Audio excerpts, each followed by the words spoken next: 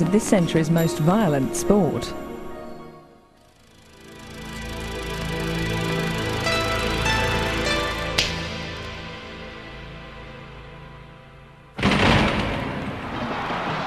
Jack Dempsey, George Carpentier, Gene Tunney, Max Schmeling, Primo Carnera, Max Baer, Joe Louis, Rocky Marciano, Floyd Patterson, Sonny Liston, Cassius Clay, Joe Frazier, George Foreman, Mike Tyson.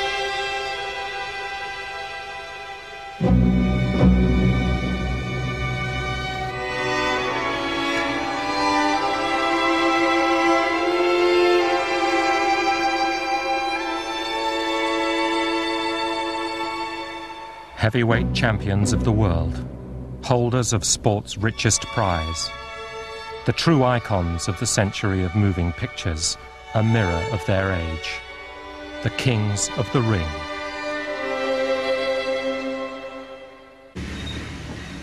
Summer 1919, Jess Willard, the heavyweight champion of the world, took a train to Toledo, Ohio.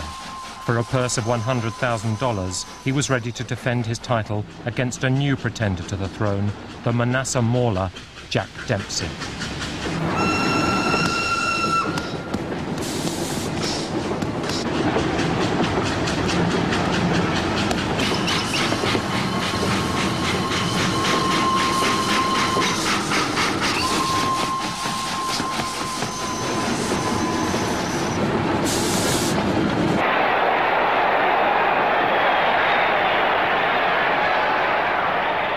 Willard had held the title for 4 years. He entered the ring an overweight 245 pounds, 60 pounds heavier than Dempsey.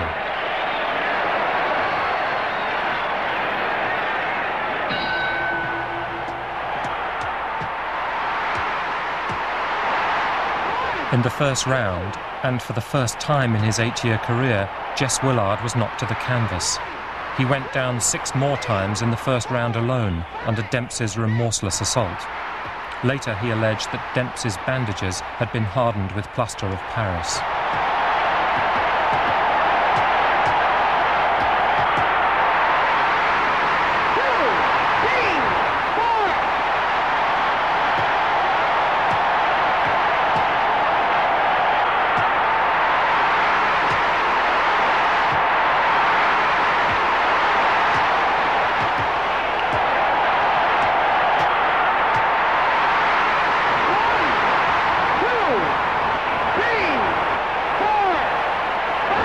After taking a merciless beating for 3 rounds, Willard couldn't answer the bell for round 4. Jack Dempsey was the new heavyweight champion of the world. He was the latest in a list including John L. Sullivan, Gentleman Jim Corbett, Bob Fitzsimmons, James J. Jeffries, Tommy Burns, and Jack Johnson.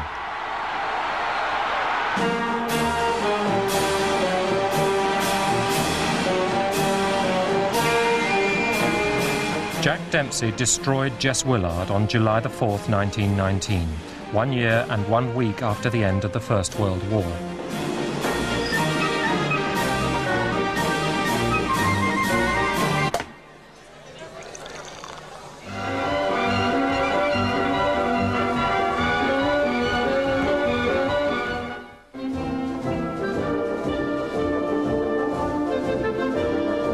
The Allies who had won the war were soon to become competitors inside the ring.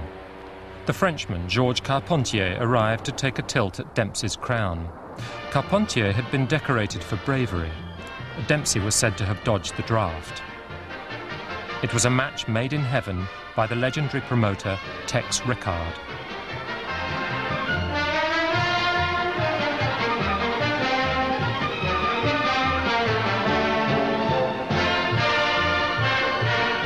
Carpentier, the darling of the ladies, was a mere middleweight, lighter than Dempsey and with a shorter reach. And he was blessed with the worst nickname in the history of heavyweight boxing. They called him the Orchid Man.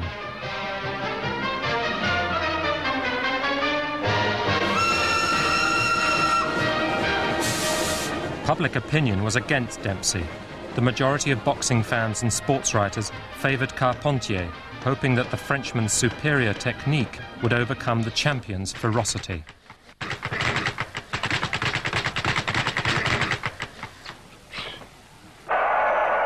On July the 2nd, 1921, over 90,000 spectators awaited the two fighters at the Jersey City Arena. It was the first $1 million gate in boxing history.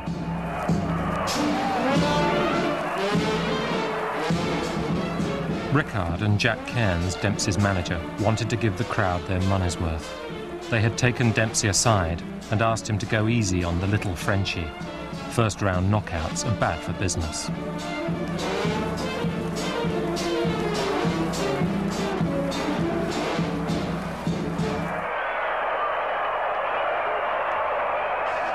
For the first time in history, the media went transatlantic. 200,000 people crowded into the Place de la Concorde to hear a barely audible blow-by-blow commentary.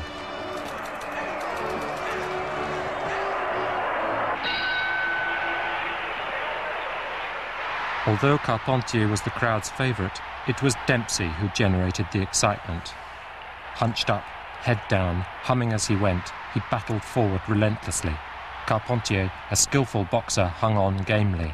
But by the end of the first round, it was looking grim for the Orchid Man.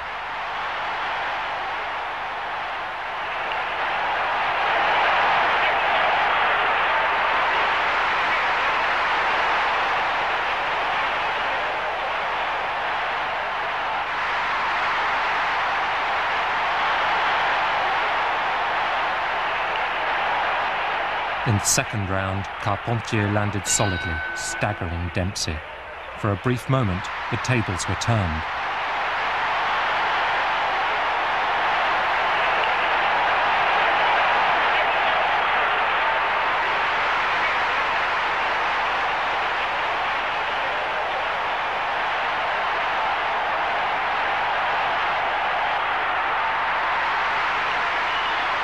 But from that moment on, it was over for Carpentier. Dempsey, no longer willing to take any risks, destroyed the Frenchman with a blistering attack in the fourth round.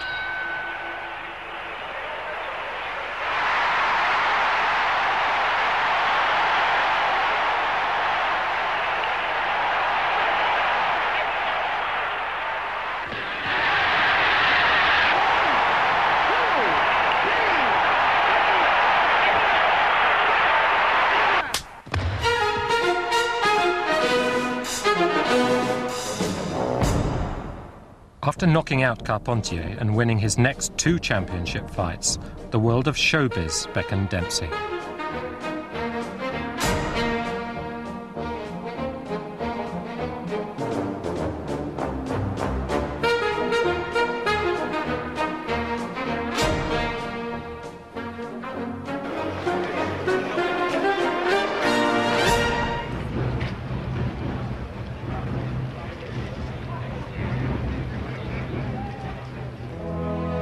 Dempsey was courted by the giants of Hollywood, including the legendary director D.W. Griffith.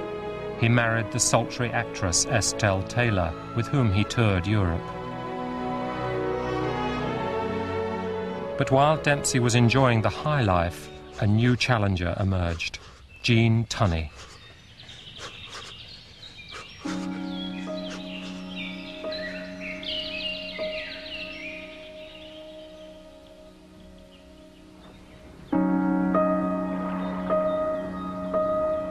A self-taught man, happy to rub shoulders with Scott Fitzgerald and Hemingway, Tunney approached boxing like a science.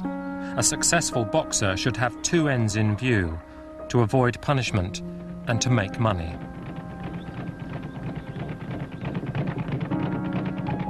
Cool and calculating, he studied films of his opponents and planned his fights with meticulous care. He also knew the value of good PR. Dempsey, returning to the ring after a 3-year absence, had met his match.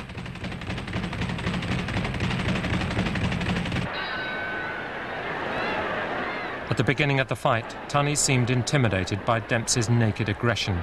Later he said he felt Dempsey had wanted to kill him.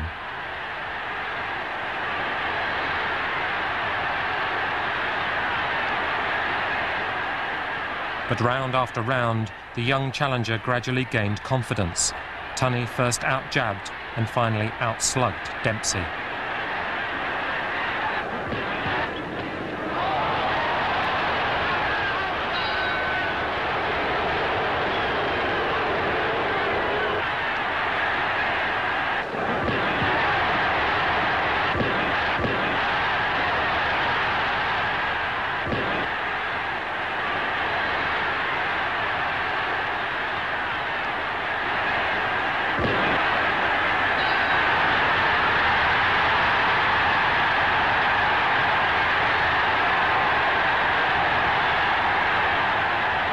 Dempsey's sportsmanship, as he warmly congratulated his young opponent, moved America. Defeat had finally won him the nation's heart. Tunney was hailed in his hometown of New York, but elsewhere it was a different story. Tunney was considered a snob. His intellectual pretensions and his hobnobbing with great writers of the time, most notably George Bernard Shaw, didn't endear him to the public. By the time Tunney and Dempsey fought again, there were no prizes for guessing the crowd's favourite.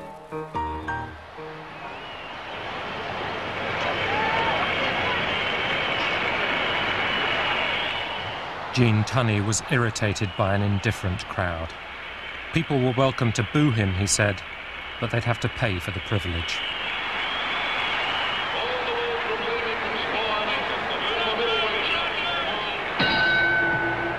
In the 7th round, Dempsey knocked down Tunney with a powerful combination of blows to the head. But he refused to move to a neutral corner in accordance with the new rules, forcing the referee to delay starting his count by 5 seconds. Tunney calmly listened to the count, finally getting up at the last second. The fight later came to be known as the Battle of the Long Count.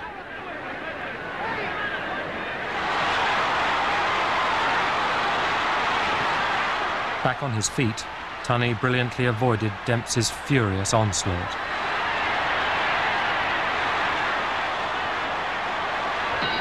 And then in the next round it was Tunney who knocked down the great Dempsey.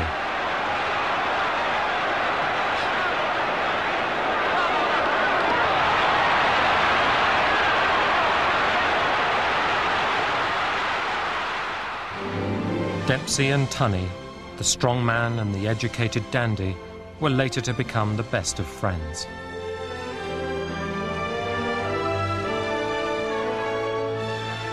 Tunney retired undefeated in 1928.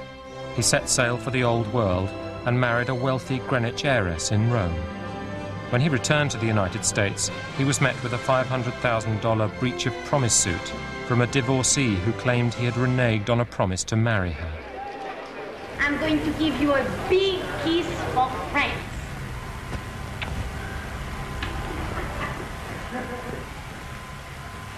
Say, Irene, come here. What? What about a kiss for America? Oh, sure, of course.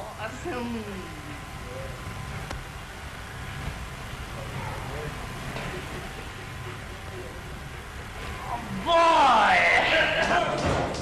Now that Gene Tunney had relinquished the title, it was Jack Dempsey, by now a promoter, who organised the match for the succession.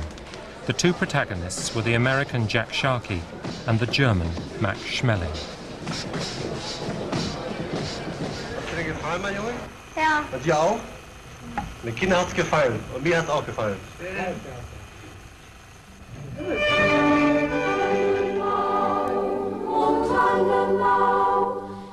Max Schmeling had won his first fight with Jack Sharkey when the American was controversially disqualified for landing a low blow. Sharkey won the next fight. Now Schmeling was determined to win back the title fair and square. And there were others too, with their own reasons for wanting him to win.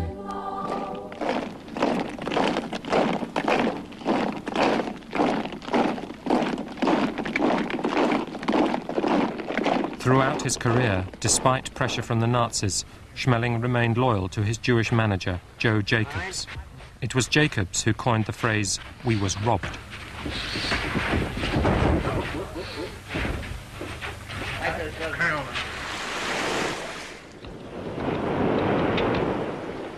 Hi, bud.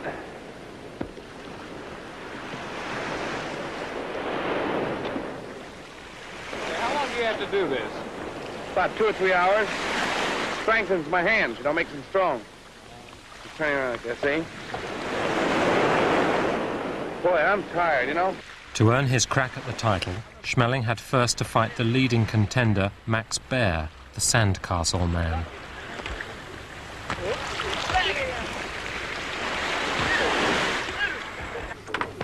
The Baer brothers were notorious for not taking their training seriously, especially the older brother Max. Madcap Maxie liked nothing better than clowning for the spectators. Born to a Jewish, German, Scottish family, Max Baer fought with a Star of David on his trunks. As the fight with Schmeling approached, the joking suddenly stopped. It was 1933. Max thought he'd found something worth fighting about. When the evening finally arrived, he was like a man possessed. Schmeling on the ropes and lands with left and right hand bomb. Schmeling knows that Baer's right hand can take you out, and he tries to move away from it.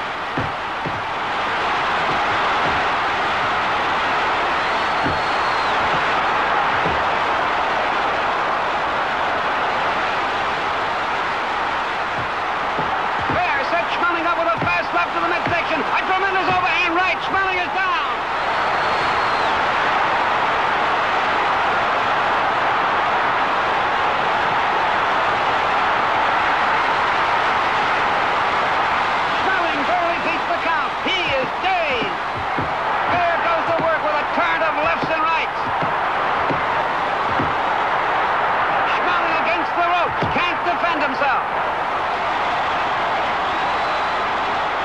But before Max Baer could get his chance to fight for the title, a new giant emerged on the scene. It was Mussolini's favourite boxer, the ambling Alp, Primo Carnera. Yeah, what do you say? What do you got? Just one more, right here. All right. Can you spare the feet, Carnera? All right. Can you spare those feet? What I mean? Carnera's American manager was the notorious New York racketeer, Bill Duffy. Hey, how long have you been boxing, Primera? Oh, well, I can say 4.5 years now. 4.5 years? What did you do before you became a boxer? Oh, a little bit of everything, carpenter, almost carpenter. You never thought when you were a carpenter that you'd ever ride on a boat like this, did you? Oh, what do you mean? I expect to go back for someday, anyway. You did, but you probably thought you'd be on one of these boats as a deckhand, didn't you? Oh, that's so. There it is, Jimmy. Let me see what you have to win the heavyweight championship of the world with. Open them up. Take them away. But boys, there's the handle, count the money. Carnera beat Sharkey in 6 rounds, but the spoils belonged to others. His handlers took most of the money. Mussolini appropriated the glory. The ambling Alp returned to Rome to a hero's welcome. His victory had become a victory for fascism.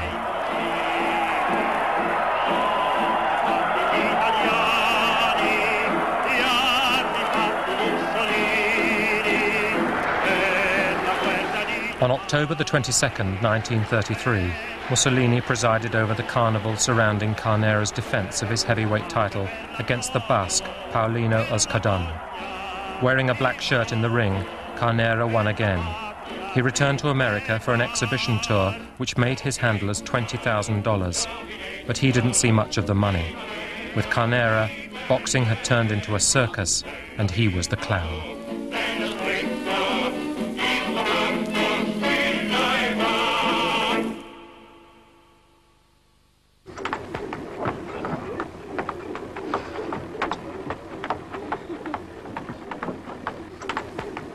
He even had trouble skipping rope, but he usually beat the kangaroo.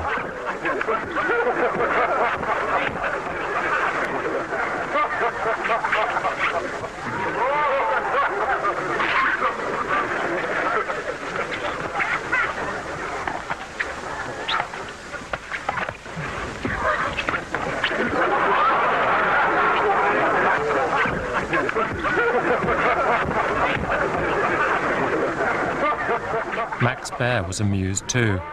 He could see the title within his grasp. My female intuition tells me I'm going to win, Jack. Well, that's good. All right, thank you. Thank you, Max.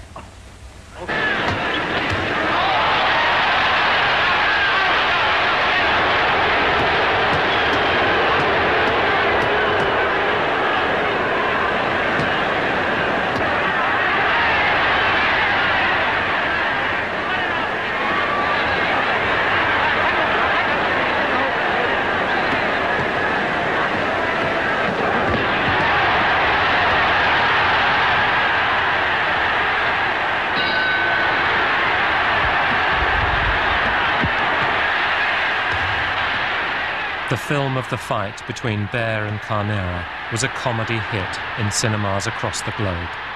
The helpless, bumbling Carnera became a national joke.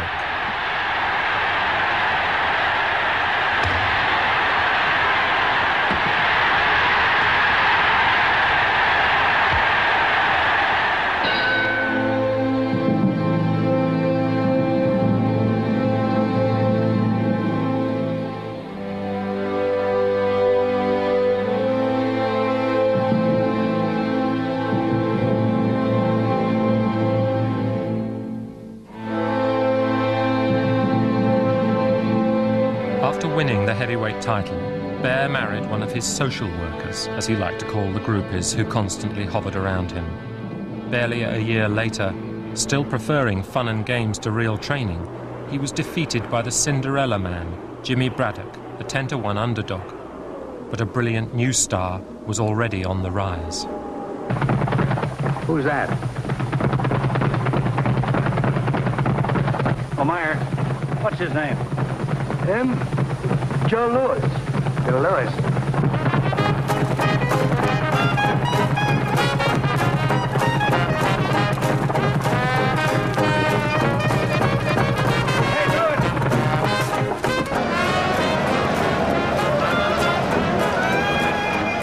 After losing to Braddock, Baer was fed as fodder to Joe Louis, the brown bomber. It was the mid-30s, the age of Franklin Roosevelt's New Deal. Joe Louis was boxing's new big deal.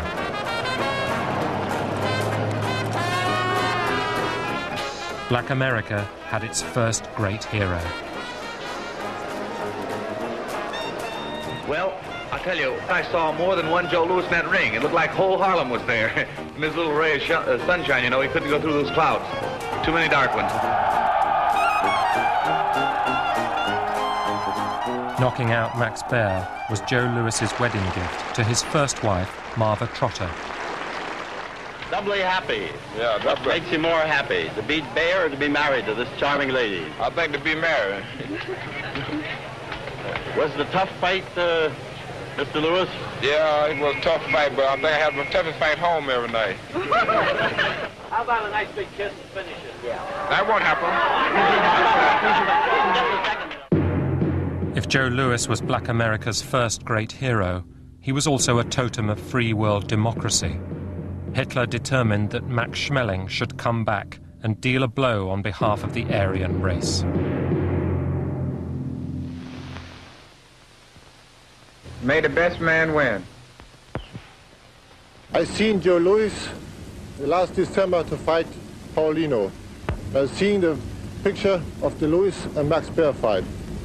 I think I have a great chance to beat him. Have you discovered any particular weakness in the brown bomber? Yes, I did, but I won't tell. You done any training for this fight, Max? Yes, I kept always in condition. Overconfident and certain of victory, Joe Louis showed little respect for Schmeling.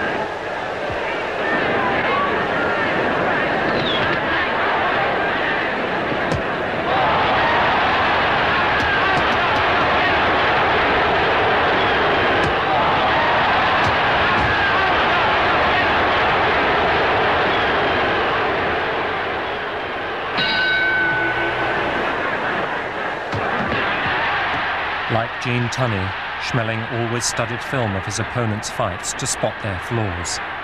He would later say he had noticed that Louis always dropped his left hand after jabbing, leaving himself open to a right cross.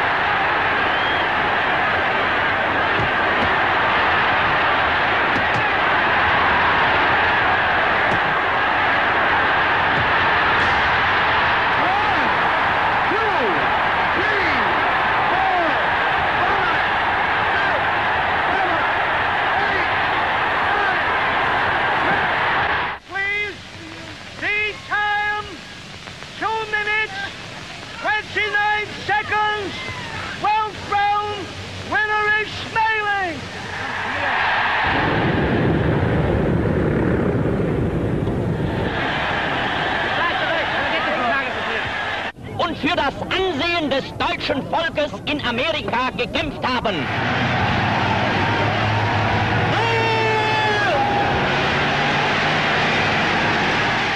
Schmeling was a reluctant hero, ill at ease performing the Nazi salute.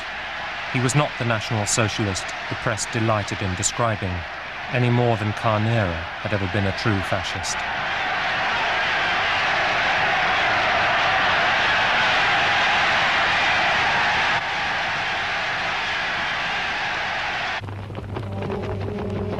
For the Nazis, Schmeling's victory was a national triumph.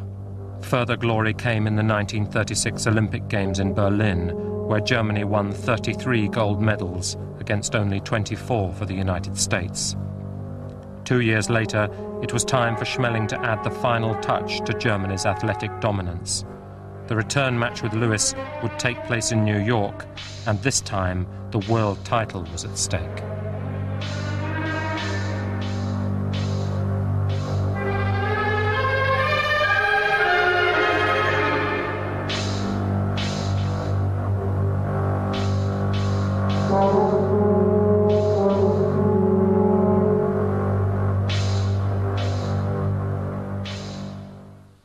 Wearing black trunks, the famous Detroit Brown Bomber, world's heavyweight champion, Joe Louis.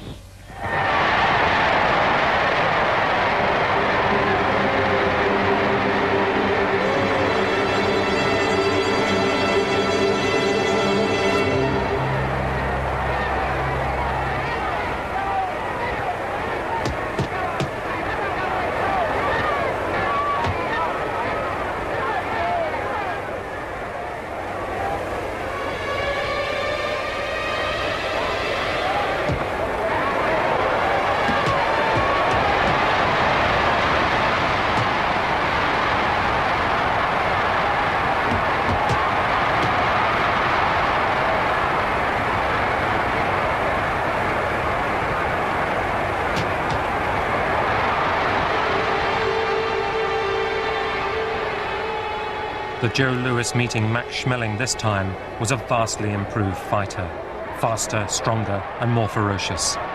The return fight was no contest.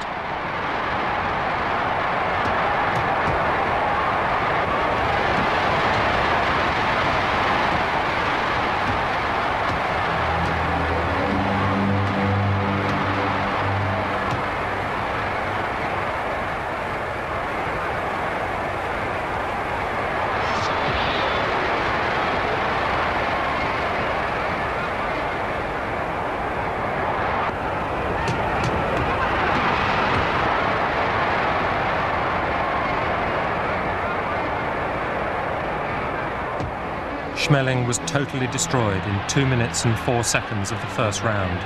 In that time, 40 punches from Lewis had hit their target. Schmeling returned home to Germany. This time there was no hero's welcome.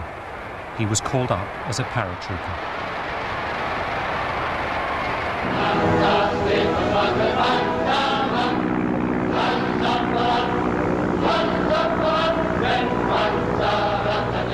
Schmeling's departure also marked the end of an era, that of the great European heavyweights.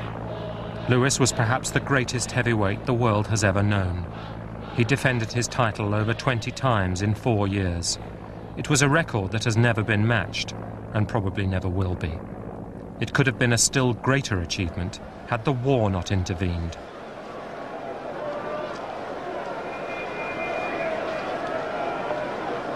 They are fighting in the front line of civilization at this moment, and they are holding that line.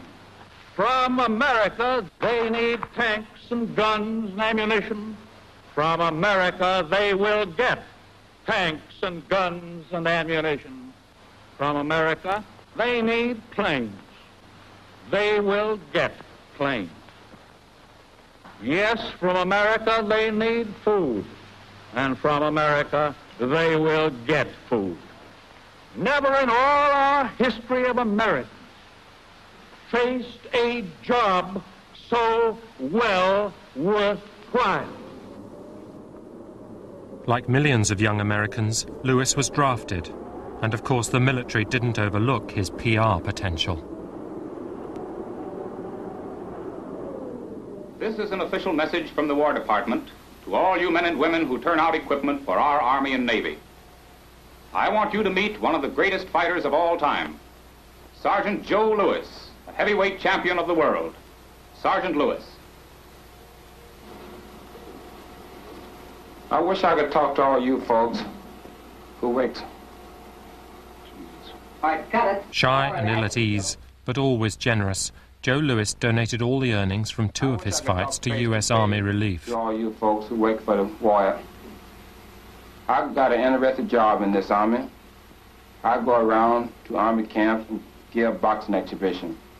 Then I talk to our soldiers about training. I try to tell them all about building up big muscles. I've gone into some hard fights, but these soldiers are going in. Just cut again. Cut it.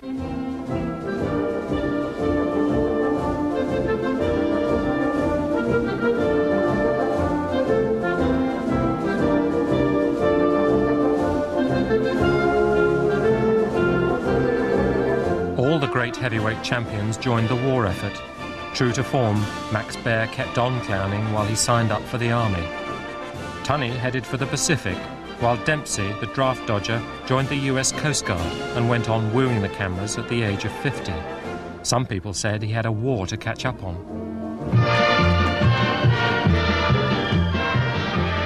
In France, the Vichy government had plans for Dempsey's old rival. They wanted to celebrate the 50th birthday of Georges Carpentier, an authentic hero of the First World War. A possibly psychosomatic bout of sciatica prevented him from putting on a show, but he was forced to participate nonetheless. Une minute avant, la souscription populaire de la France socialiste avait valu à Carpentier chronomètre et bracelet d'or. Enfin, suprême consécration, le colonel Pasco, commissaire général au sport. Want to know?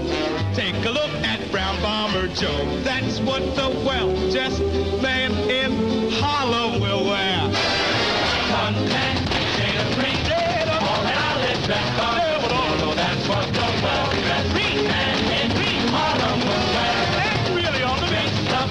You know, the head of the tin hat for old person. That's what the well-dressed man in Harlem will wear. And start to move. Joe Lewis returned to the ring, but war had robbed him of his best years.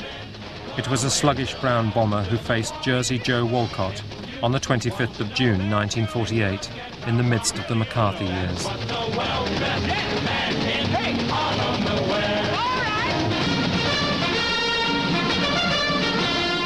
In the audience were Bob Hope, the perennial wartime entertainer, J. Edgar Hoover, almighty head of the FBI, and Adolphe Menjou, silent film actor and notorious witness in the witch hunts.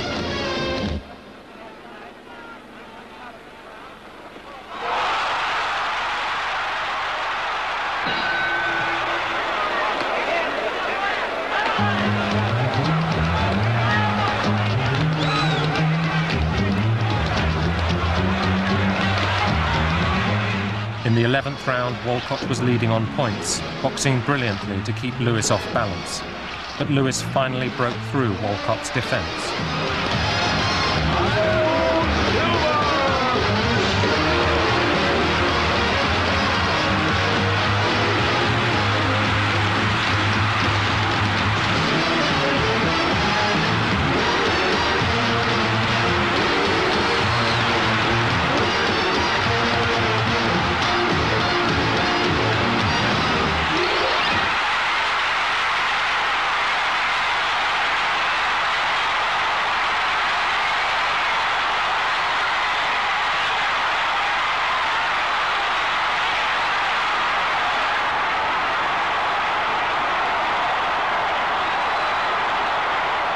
I've been champion of the world for 11 years and 3 days. I defended my championship 25 times. I think I've been told to retire now. What are you going to do in the future, Joe? Well, what I'm going to do in the future now, relax and play a lot of golf. But Lewis didn't enjoy his retirement for long. Swindled repeatedly and harassed by tax collectors who had forgotten the champion's generosity during the war, Lewis attempted 2 comebacks. The last against a new rising star of the ring, Rocky Marciano. You have behind you a great record as a great fighter. You've always been clean, you've always been a man who gave mighty well of yourself in the ring. Rocky, you've done a good job. You're on the way up. I want good sportsmanship, good fighting there tonight. And I'm positive I can depend on both of you for it. Best of luck to both of them.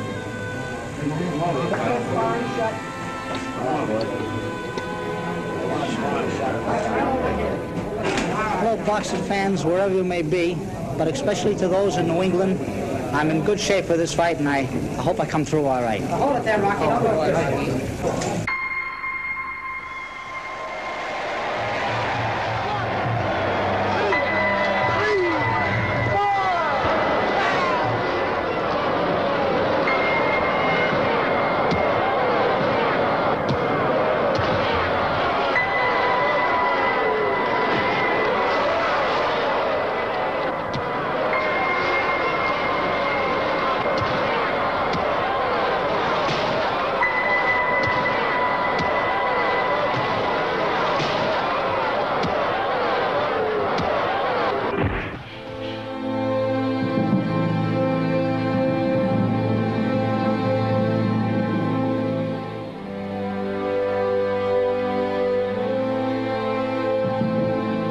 The dramatic knockout of Joe Louis marked the end of a fighting generation. In the early post-war years, the new champion of the world, Ezzard Charles, the Cincinnati Cobra, and Joe Walcott fought for the title 4 times. Walcott won the 3rd time to take the title at the age of 37. It was time for Marciano to seize the crown.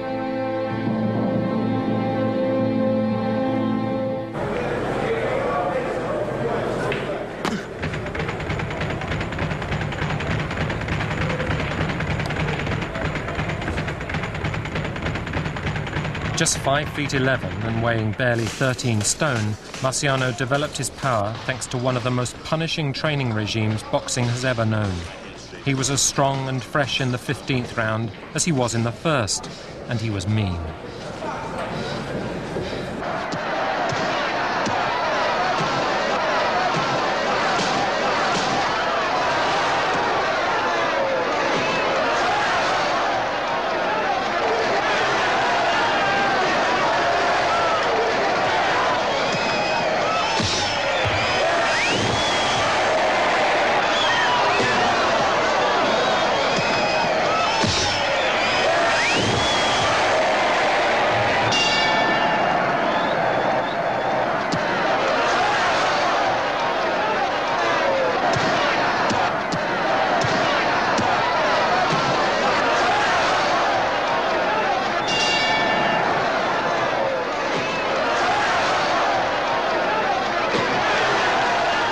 As his trainer Charlie Goldman used to say, when Marciano landed his famous Susie Q, a short left and a punishing right, the damage could be measured on the Richter scale.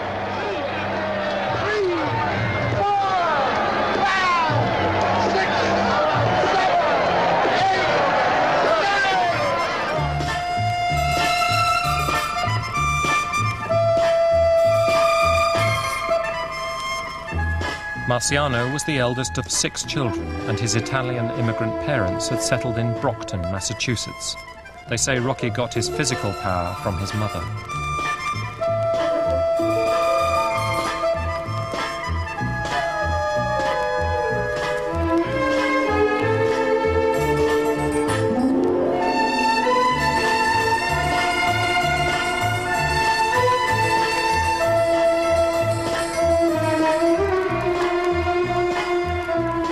The Brockton blockbuster brought an unprecedented ferocity to the ring which transfixed the nation.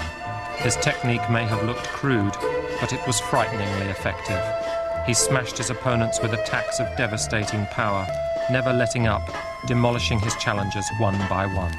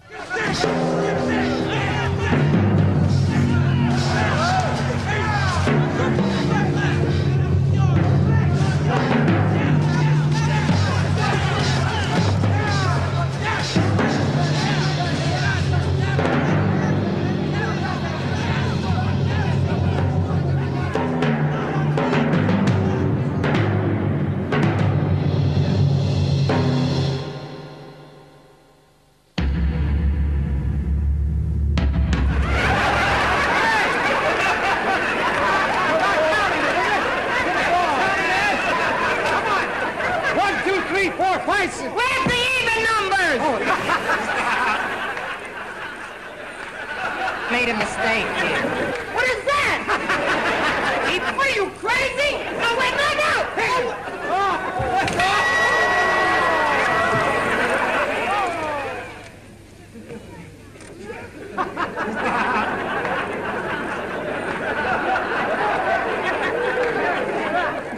Outside the ring, Marciano slipped easily into the showbiz world. He was the perfect champion, the idol of the post-war generation. He never put a foot wrong. Oh, baby,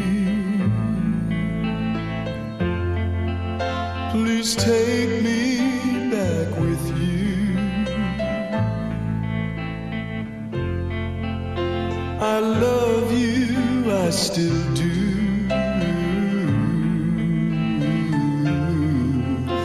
Oh, baby, please take me.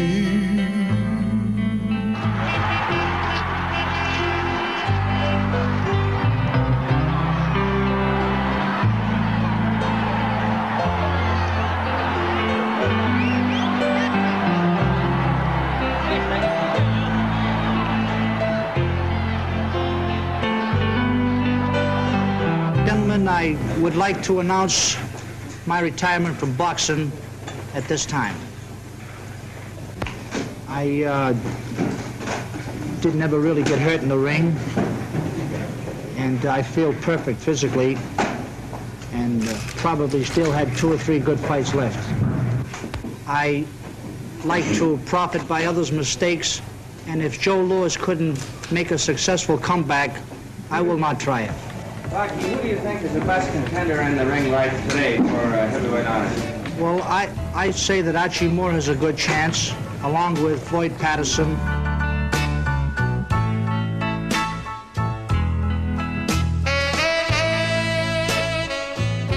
With the retirement of Marciano and the advent of the young Floyd Patterson, America had seen the last of the great white heavyweights.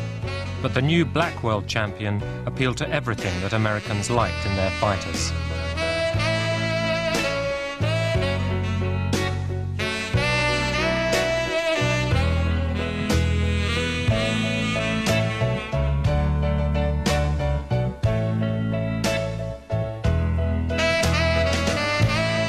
But Cassius Marcellus Clay was different. In the summer of 1960, he returned from Rome to his native Kentucky after winning an Olympic gold medal.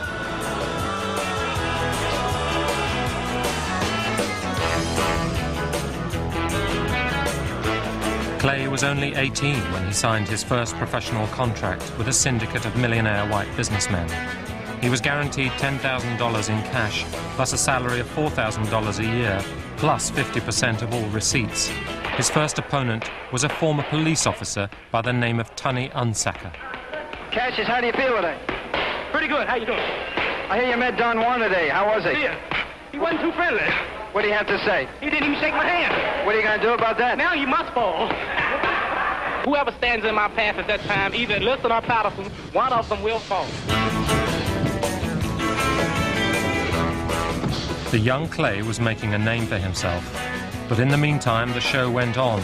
Patterson, against the wishes of his trainer, Cus D'Amato, insisted on defending his title against Sonny Liston.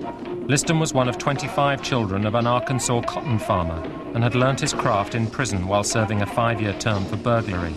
He had a reputation as a hoodlum with gangster connections. He was everything that Patterson wasn't.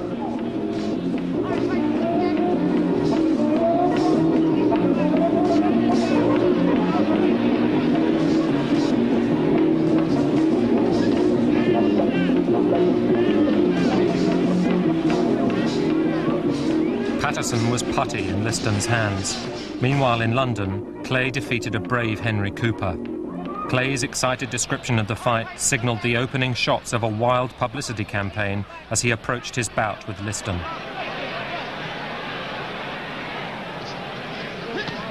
I walked into London, England, I jumped off the airplane. Picture, cameramen, everywhere I go, you can look in the gym today, the TV, the cameramen, everybody follows me, I'm so great. And 55,000 people came that night. You should have seen the people. 1 layer, 2 layers, 10,000 on each layer, 15, 20 on some. 4 layers and the 5th layer. People were looking down on the ring.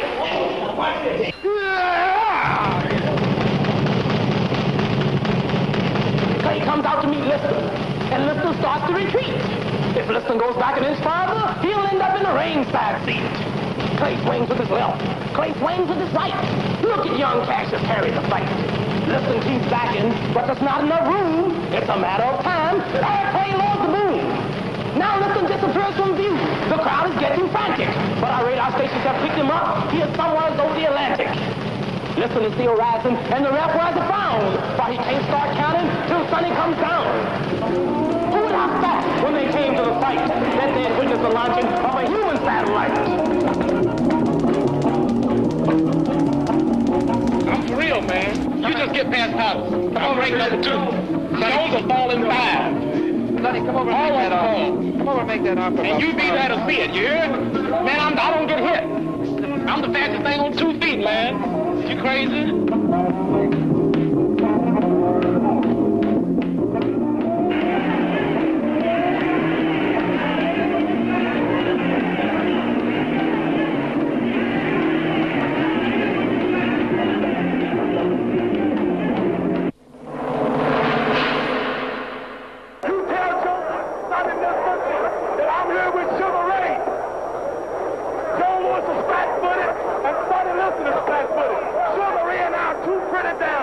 On the morning before the fight, Clay had reached fever pitch.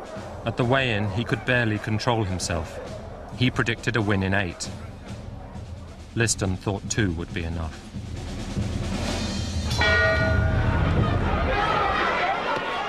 Clay was a 7-1 underdog, but he danced rings round Liston, dealing out fierce punishment on the way.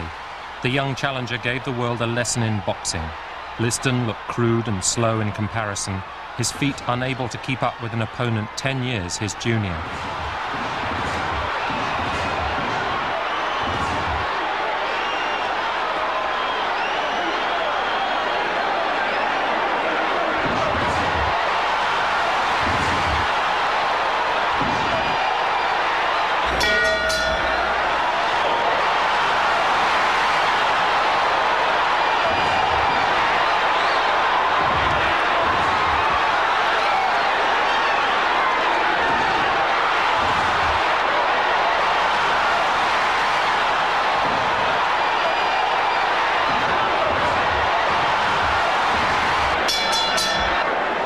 Badly beaten, Liston suddenly succumbed to a mysterious shoulder injury and failed to answer the bell for the 7th round. Clay went into orbit. They might be stopping it. That might be all, ladies and gentlemen. Get up there, Joe. Get up there. Get up in the ring.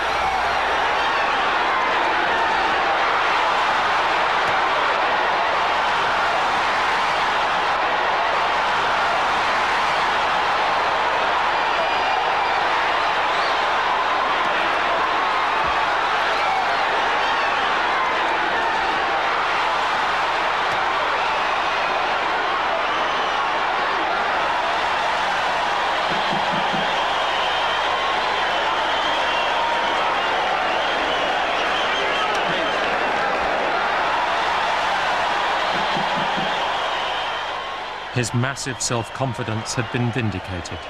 He had shaken up the world, and this was only the beginning. I'm the king of the world! Hold it, hold it, hold it. Hold it, you're not that pretty. I'm a bad man! Wait. I shook up the world! I shook up the world! Joe, I shook up the world!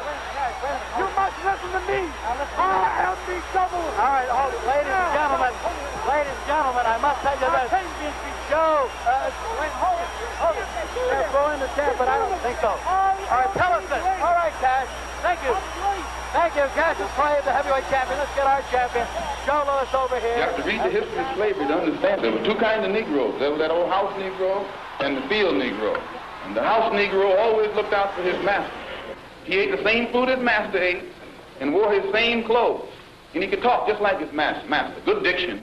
In the 1960s, many American blacks were attracted to the charisma of Malcolm X, a Harlem preacher who espoused Islam. He had served time in prison and advocated separatism of the white and black races. But then you had some field Negroes who lived in huts, had nothing to lose. They wore the worst kind of clothes, they ate the worst food, and they caught hell. They felt the sting of the lash. They hated their master. Oh, yes, they did. If the master got sick, they prayed that the master died.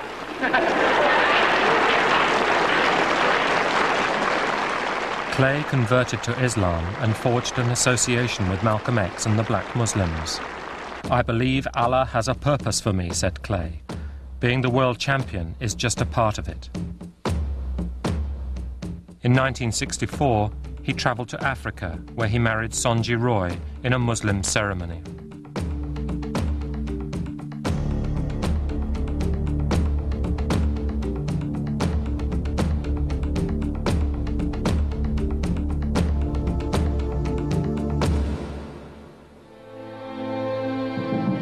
On February the 21st, 1965, Malcolm X was assassinated in the middle of Harlem.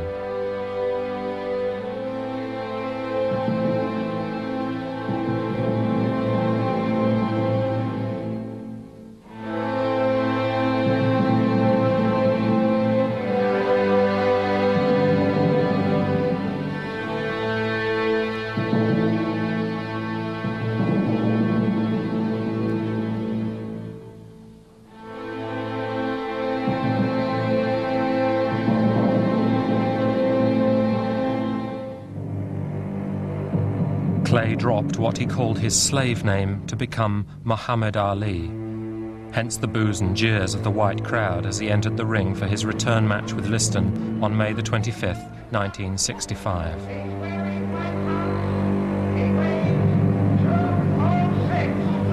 The heavyweight champion of the world, Muhammad Ali.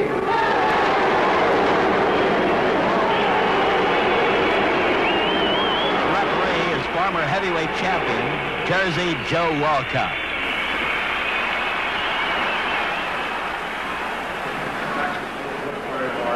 I'm not going to go with a lot of preliminaries. I know you both know the rules remain, so I'm in here to enforce them. So I'll say to you, keep your punches up, protect yourself at all times. Good luck. Shake hands, come out fighting. The champion says a prayer in his corner.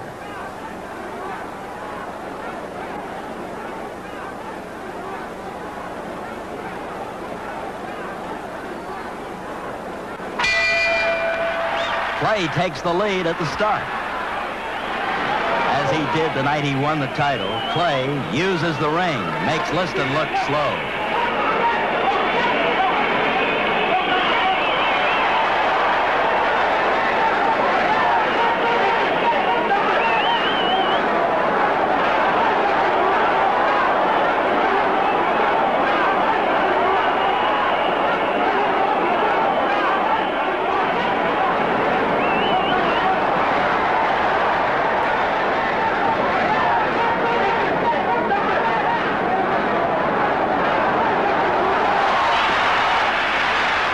It seemed to be a phantom punch that knocked out Liston in the first round. Nobody was happy with the outcome.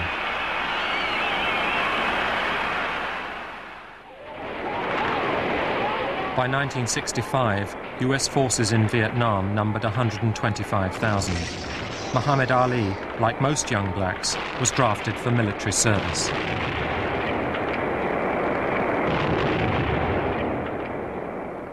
We believe in obeying the laws of the land. We are taught to obey the laws of the land as long as it don't conflict with our religious beliefs. Whatever the punishment, whatever the persecution is for standing up for my religious beliefs, even if it means facing machine gun fire that day, I will face it before denouncing Elijah Muhammad and the religion of Islam. I'm ready to die. By refusing to join the US Army, arguing that he saw no reason why he, a black man, should be sent away to kill yellow people, Ali shocked America. He was sentenced to 5 years imprisonment pending appeal, a $10,000 fine, and was stripped of his title.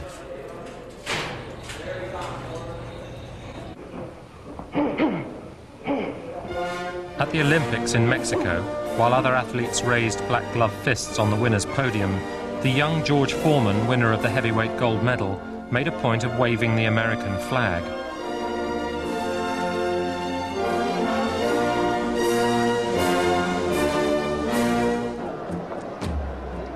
This was the decade when America took to the streets. Ali was one of the few famous black Americans who could talk to white radicals and receive a hearing. All the good cowboys ride the white horses.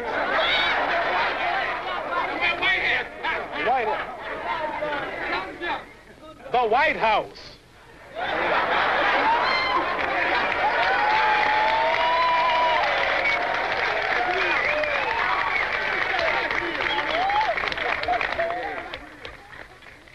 Angel food cake is the white cake, but the devil food cake is the chocolate cake.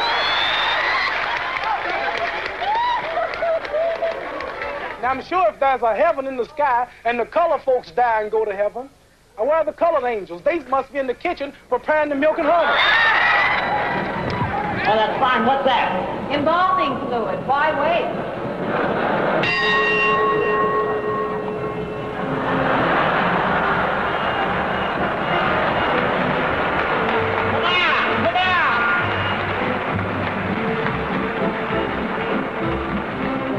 As the 60s reached their end, the great white heavyweights of the century gathered for the inauguration of the new Madison Square Garden, shrine of New York boxing. Portly, but still game, Rocky Marciano, Jack Dempsey, and Gene Tunney waltzed around the ring.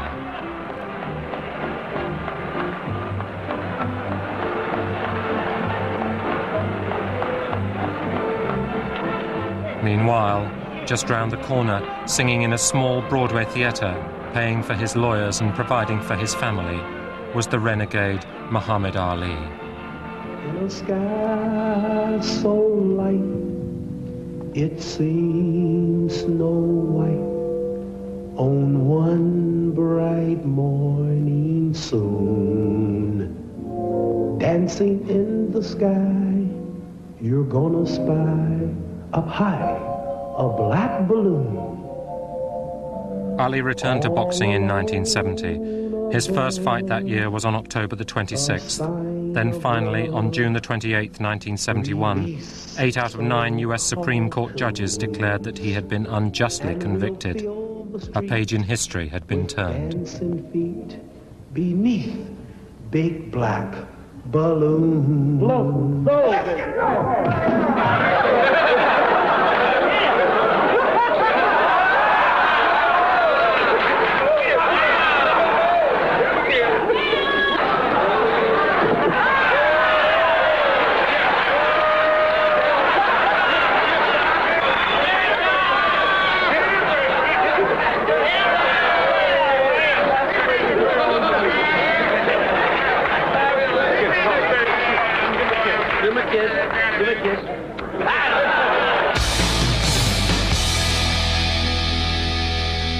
After only 2 comeback fights, Ali challenged Joe Frazier, the world champion who had inherited his crown but had never fought him.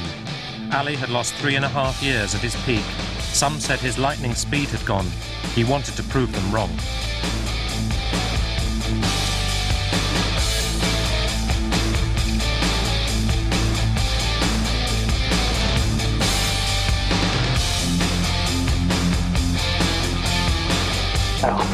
Nowhere in the world from man that don't have no footwork to catch me. Even the welterweight. Keep the camera moving because I'm kind of fast. Keep the camera moving. This is Joe Frazier fighting me. Punches around. See? This is Joe Frazier. He's trying to duck. He's doing catching us. See? And a real boxer, this is nothing but a target for a man who can stay on his toes, who can stick him. Stay off range when he don't want to punch. When he's ready to punch, move in. Stick. That's what you do a man like Joe Frazier. Back off of him. Keep boxing.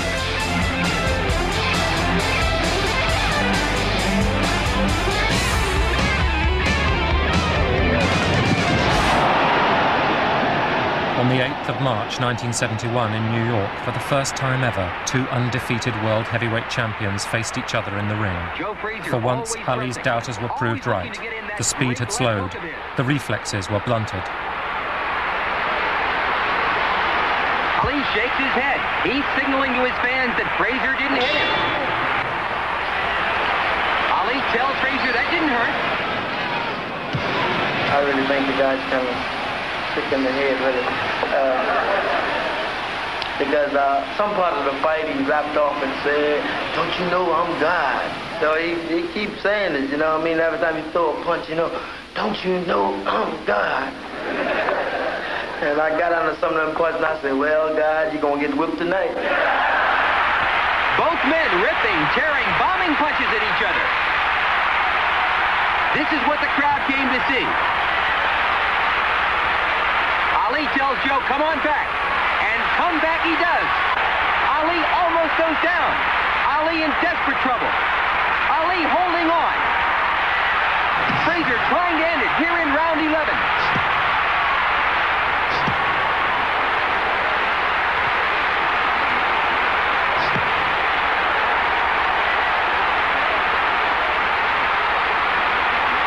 Muhammad Ali, rubbery leg, obviously in desperate trouble here in the 11th round, and there's the bell.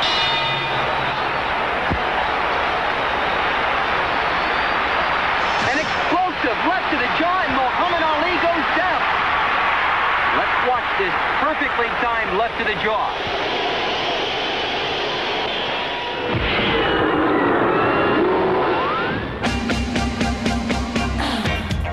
Frazier clinched a narrow points victory, and both boxers went straight to hospital. Ali's face was swollen like a football. A few days after the fight, Frazier celebrated in the company of his guests who included Jack Dempsey, Duke Ellington and Count Basie. Frazier planned a second career with his own band, the Knockouts.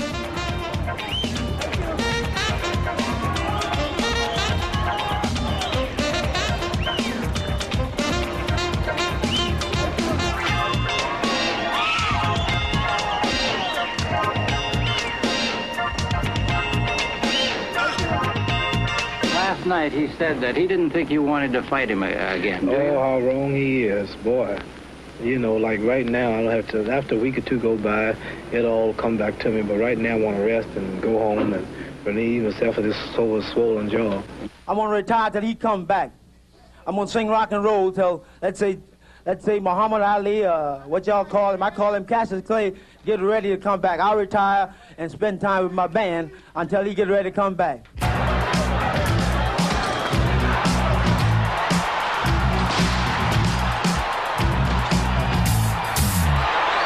But while he waited for Ali, Frazier agreed to fight George Foreman in what was considered a mere warm-up match. But it was Foreman doing the warming up as he pummeled Frazier like a human punch bag. It was all over in 2 rounds.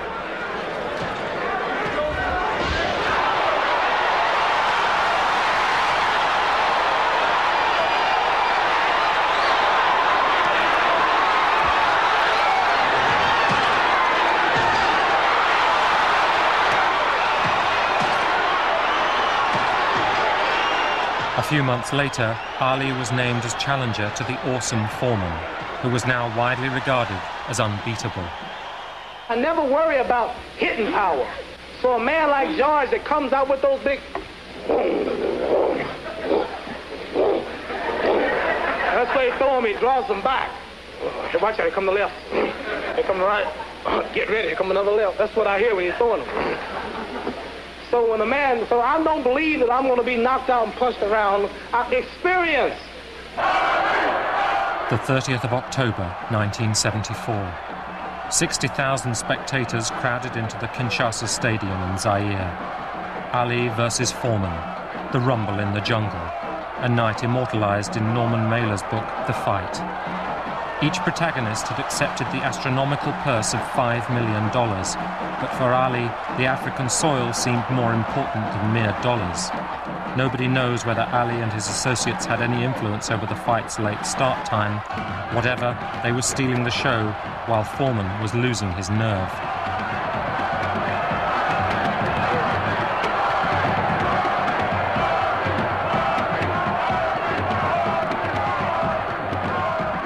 Before returning to the changing room, Ali went into the ring in order to study it closely. It was rumoured that he had the ropes loosened.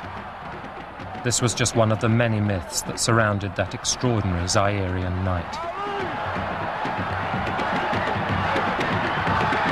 I see it in the eyes. I see fear in the eyes of all of his followers. I see fear. This was the fight that Muhammad Ali was supposed to be ended. The myth of Muhammad was supposed to fall. This was supposed to be my destruction. This was supposed to be my destruction.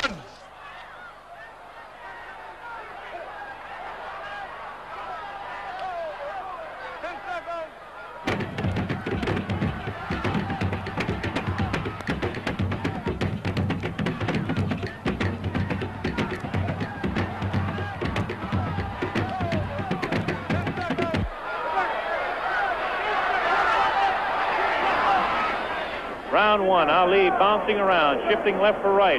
George moves slow. Ali gets the first punch in. A light right hand taken on the forehead by George Foreman, the champion. Foreman moving slow, trying to stalk his man. Ali looks like he's ready to go here. He's not staying away. He's going after his man. Foreman comes in. Foreman a bit cautious in the first round, looking to drop that left hook. To the body of Muhammad Ali. That's Ali on your right. Foreman on the left. A wild left hand thrown by George Foreman, taken on the side of the head of Ali. The pace is tremendous in round one. George Foreman with his face for you. Ali to the left. Ali tries to tie him up. He's leaning on Foreman. Foreman with a vicious uppercut misses. Ticketed for the head of Ali. Ali. Ali stands back, ties his man up, leans on the rope. One dead. Two wild right hands taken on the side of the head of Muhammad Ali. Ali continues to try to tie his man up. Zach Clayton separates them. Wild left hand, vicious hook. There's a real strong right hand just underneath the heart. And Muhammad Ali is taking some punishment now. About 25 seconds left in the round. Ali, face left, throws the straight right hand. That right hand lead has George Foreman slightly confused, but a straight left jab thrown by Foreman has Ali in the corner. Ali dances back, hangs on. What a tremendous pace in round number one. Vicious right thrown to the body of Ali. Wild right misses the head of Ali. The left taken on the glove of Ali, the right glove. Foreman pouring.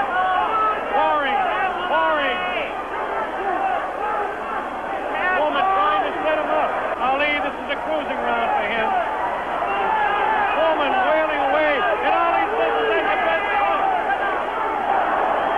Ali's throwing a good pass. A good right. Backs up Foreman. Backs him up in his back. Foreman's stopping it. Foreman tries to look. Ali's throwing to the right. Foreman comes back to the left. Foreman hit again. Ali working to the head of George Foreman. Ali scores again with a light left hand. That time a straight left bounces the head back of Foreman. A quick short jab with the right hand bounces the head around of Foreman. Foreman looking to deliver the real heavy blows. Now he's bouncing better. Almost falls out of the ring.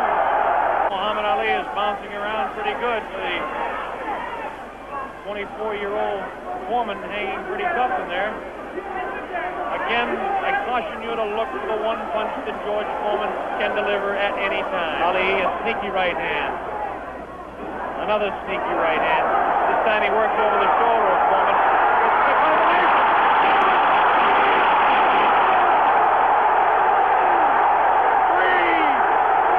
In the 8th round, Foreman's arms flailed wildly as he collapsed for the count, fooled by an opponent who had sensed his lack of endurance. Ali, far from being trapped on the ropes, was simply biding his time, minimizing Foreman's punches and conserving energy. The dope had been roped. Once again, as with Gene Tunney 50 years earlier, cleverness had triumphed.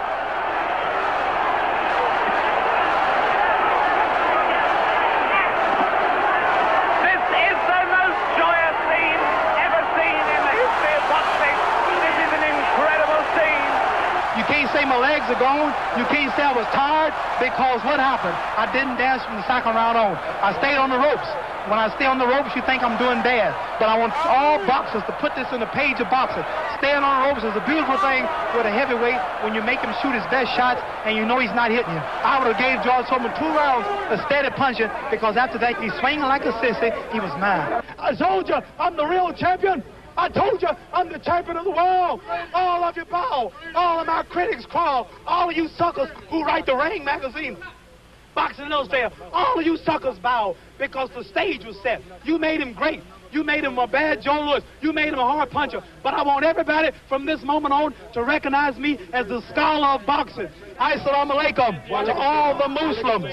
Thanks to Almighty God Allah. I want all of you fans out there who believe in me, read the Muhammad Speaks newspapers, go to your local Muslim temple and learn more about the life-giving power from Allah through Elijah Muhammad that I's got. You saw all the white people, the critics, the world had me ranked to go down. This was that man, and Allah, God was with me, and this man looked like nothing.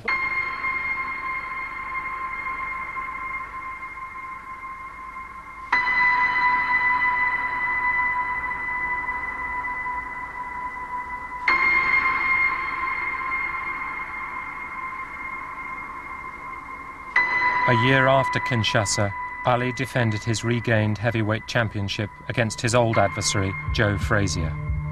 The thriller in Manila was their 3rd fight and the biggest of them all. Frazier, thoroughly beaten, could not answer the bell for the 15th round.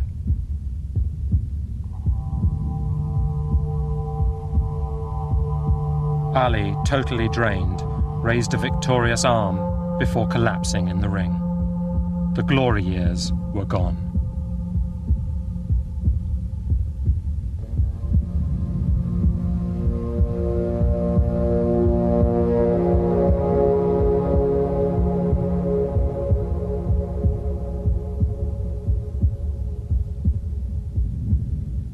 was so tired, so exhausted, so weak, I barely could walk out of the ring. And they had to carry me out, and I was so down. So I said that this is next to death. The only thing that could have been worse was dying. The most successful heavyweight of the 1980s was Mike Tyson. Look, just relax, Michael, relax, just relax. Just relax. Relax. Yeah, but just relax. Just relax. I'm moving first time. Yeah, well, just relax. I came a long way, remember? Yeah. I'm Mike Tyson. Everybody likes me. Yeah, everyone likes you now. That's right, you have reason to be proud.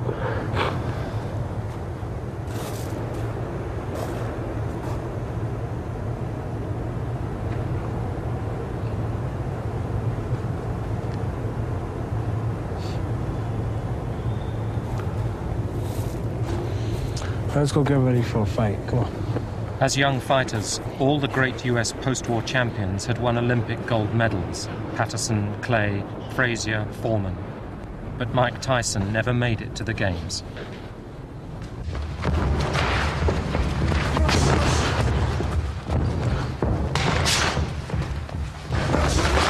Released from a juvenile delinquent center at the age of 13, Tyson was taken under the wing of Cus D'Amato, the trainer who had made Floyd Patterson and who was now intent on molding him. Hands up when you pull out.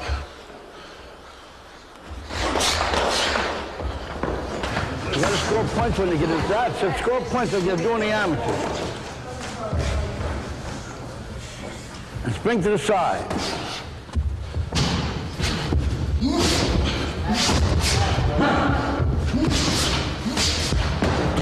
Move your head. Move your head. See that? Tell me something, God.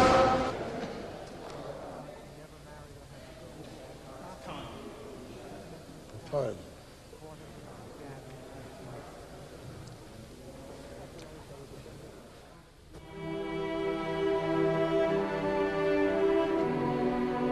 D'Amato died on November the 7th, 1985. He had been like a father to Tyson, and the loss affected him deeply. On November the 22nd, 1986, Tyson fought Trevor Berbick for the WBC title. It was Berbick who had defeated Muhammad Ali 5 years earlier in Ali's final fight. Aged just 20, Tyson demolished Berbick to become the youngest world heavyweight champion in history. If you get in close and I tell you to break, just stop punching and step back clean. Any question from the challenger or chief second? Any question from the champion or chief second? All right, let's get it on, come on.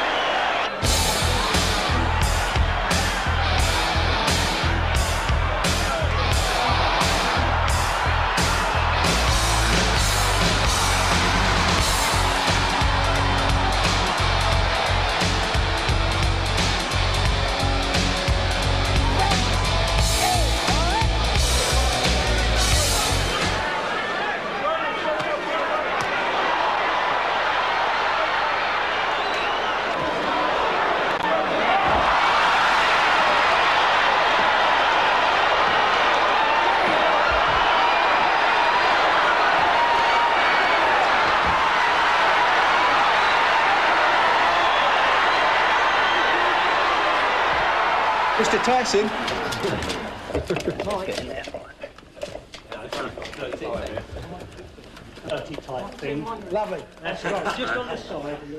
Tyson and his manager, Bill Caton, came to London to promote his upcoming fight with Frank Bruno. The city slicker bowler hat may have looked absurd, but it was oddly appropriate. By this time, Tyson was already worth $20 million. Now lift it up. Now a bit more up. I'm 21 now, and I still feel like I'm 15. I had love from Carson and Camille, and I was just happy, you know what I mean? I never thought about making a lot of money, having money and everything. I was just happy. Just plain old fun made me happy. I didn't have as many responsibilities as now.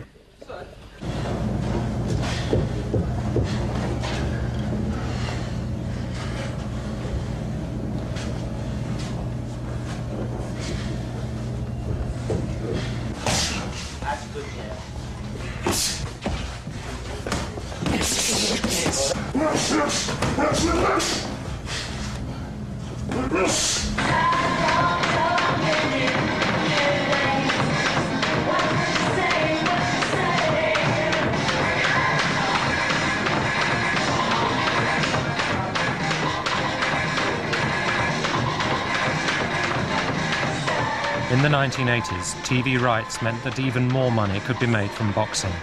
There were now 3 heavyweight titles. Tyson beat Bone Crusher Smith to win the WBA title and defeated Tony Tucker to win the IBF title. Tyson became undisputed heavyweight champion. I'm going down in history, not Mike Tyson. He go down in history as an SOB. If he do happen to win the fight, down the line, he's going to destroy himself. But sometimes a great old fighter who appears to be shot can pull together one big effort. Look at Larry Holmes. Look at the jab. Right here. Look at the jab. It's starting to stick out and snap. The former champion, Larry Holmes, came out of retirement at the age of 38 to challenge Tyson. At the beginning of the fight, Holmes boxed superbly, but Tyson was determined to crush him. Bring out, let's go. You guys are holding the phone. That was a right hand, and down goes Holmes from a crashing right hand. The old Larry Holmes would always get up and fire back. But he's in against a guy who is a tremendous finisher. It will take every bit of savvy that this man has. Tries to fight back. Still 40 seconds left. He's still on Queen Street. And took another big right hand. 30 seconds left. Tyson just looking for the one shot.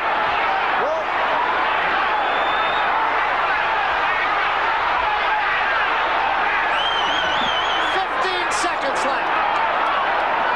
Tyson still has to be careful because Larry... Oh, that shot. That's Huge it. right hand. That should be it. And down goes Holmes, and that's going to be it. It's over. That's all.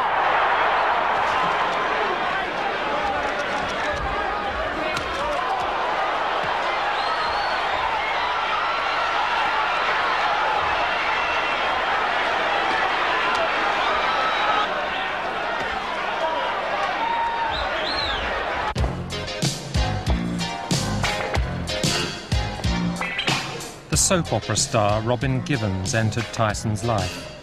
The king thought he had found his queen. I could tell you that a person very close to us, he offered him money, $50,000, to help us get a divorce. He said he'd stop at nothing less than our getting a divorce. This is like something out of Dynasty. With Givens, Tyson moved into a glitzier circle. And it was around this time that the boxing overlord Don King began to wield his influence.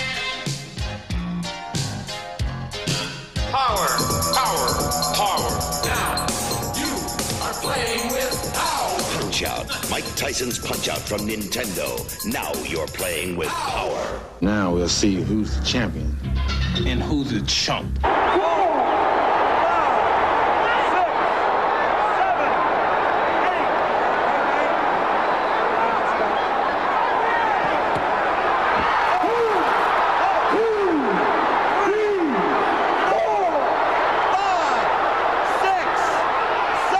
Tyson confirmed his dominance with a first-round defeat of Michael Spinks. But he was beginning to lose the plot in and out of the ring. There were attacks, rows, accidents or suicide attempts, and divorce.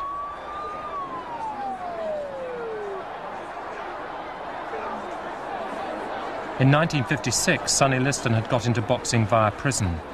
Soon, Tyson, Trevor Berbick and others would show that the reverse journey was just as feasible. Times had changed, and so had boxing. On the 25th of February 1989, Tyson beat Frank Bruno in Las Vegas, but there were already signs that he was not the boxer he had once been. Bruno had staggered Tyson in the first round, and the once invincible champion was beginning to look like a mere mortal.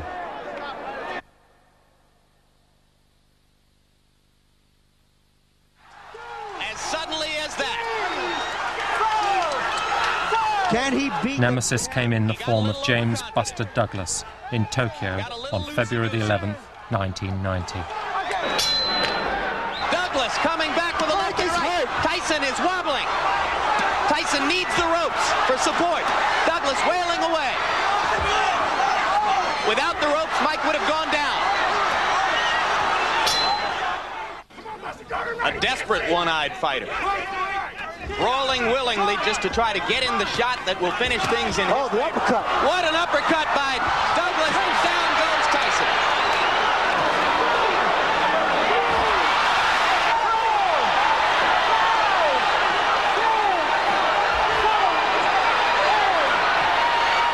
It's over. It's over. Mike Tyson has been knocked out.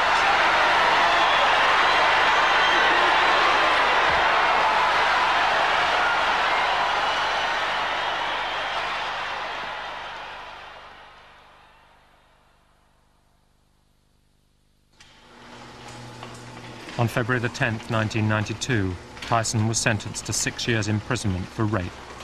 He was released in March 1995.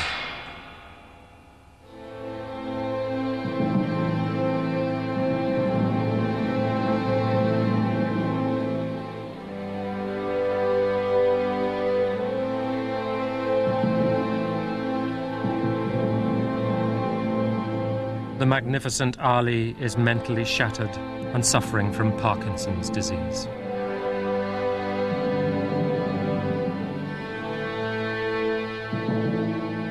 Marciano died at 46 in a plane crash and was unable to enjoy the wealth he had so single-mindedly attained with his unbeaten 49 fight record. Joe Louis ended his life working in a Las Vegas casino, welcoming gamblers in pursuit of the kind of fortune he had lost. Max Baer suffered a heart attack in a Hollywood hotel. To the waiter who asked if he wanted to see the house doctor, he replied, "I'd rather see a people doctor."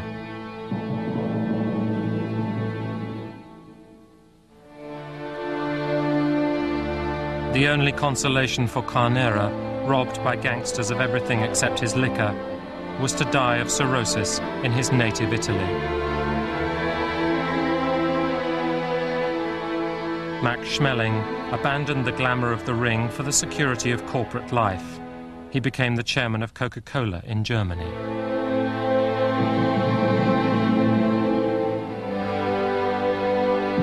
Tunney and Dempsey, friends to the end, lived into old age to show that kings could benefit from their conquests. Kings of the ring.